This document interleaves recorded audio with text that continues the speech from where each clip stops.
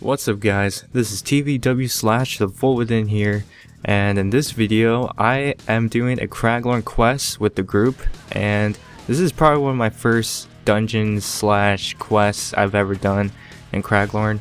I'm like inexperienced when it comes to group stuff because I really don't have a lot of experience because I've never really, done a lot of co-op stuff because it's all been solo most of the time. But I have to say, with just having a 3-man group, it was actually a pretty fun time just because we had actual, something good, like a good strategy in our way of clearing out the whole place out. Although we did die a couple times, but that's because, I think part of it's my fault because sometimes when I don't go bow, I sometimes manage to fail when I use daggers because the whole point of my build is to pretty much play it safe, play keep away pretty much, and to deal burst damage as best as possible, but at the same time giving my teammates support and dealing damage against the bosses here. I've noticed that sometimes when I use my bow, that sometimes it's best just to, don't really go close to the mobs, because since my stealth is pretty, it's pretty good, so pretty much I think later you will eventually see me going into Shadow Cloak because the boss just comes towards me and I just pop the Shadow Cloak and it totally saves my butt. But sometimes I'll use it against other bosses, and some bosses are just smarter than others, it seems like, and I think that's just how they made it. Some bosses you're able to, affect them with certain stuff, with certain abilities you use against them, but some bosses, it has no effect on them because they're, I don't know, I feel like some bosses are higher tiers than from another, so that's why it doesn't work on them. But I mean, I kind of have to, find different ways as far as getting groups, because I don't know, it seems hard to get a good decent group going because a lot of people are not really, some people look for higher standards when making a team, it seems like, because everyone's just so into, I don't really know how to explain it, but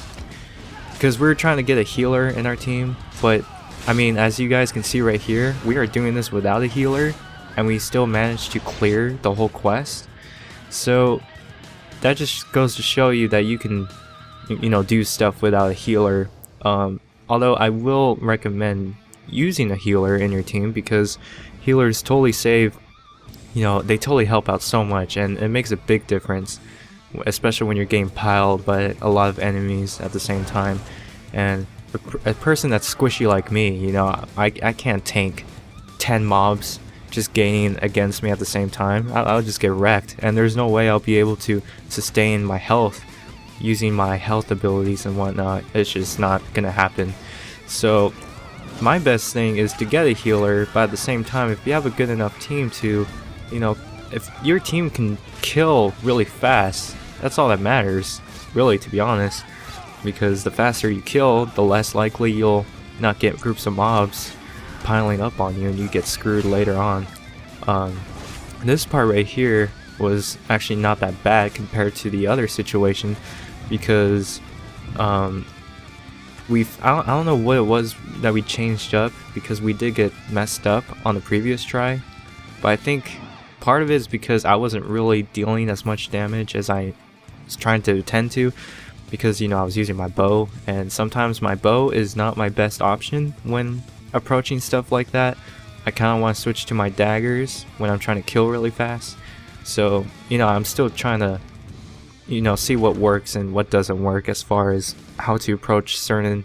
enemy situations, because really I should be using my bow in this situation right here when it's just a boss, but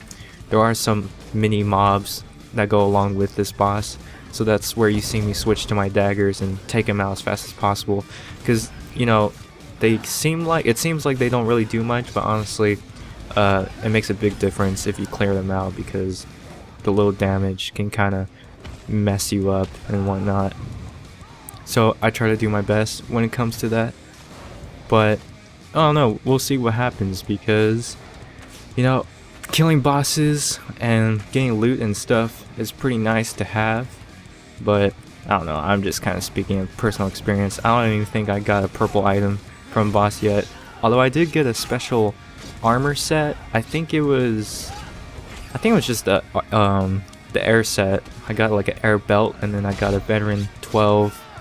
air gauntlets, so I guess that was kind of cool, but I think those are really common, to be honest, even though that armor it's pretty good in my opinion, but because a lot of people sell it into vendors a lot, you'll see so much air armor sets people want to get rid of, so I'm pretty sure it's a common drop, but still I don't think I ever really got a purple item yet. But yeah, doing group stuff like this is pretty fun, to be honest, and once you reach veteran rank 14, oh by the way, I'm veteran rank 14, I don't think I mentioned that in any of my videos, but that is kind of why I'm doing this group quest or group dungeon, whatever you would like to call it, or just PvE in general. So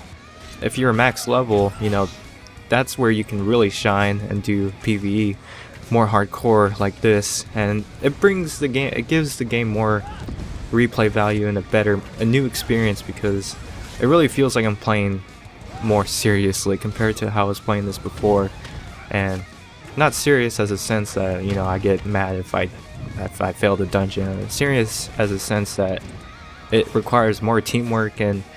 more strategy than anything, so you know, that's always fun. But yeah guys, that's pretty much the end of the video. I will make another video later on talking about other stuff, and if you enjoyed this video, leave a like if you enjoyed, and leave a comment as well if you have anything special to say, and see you guys later.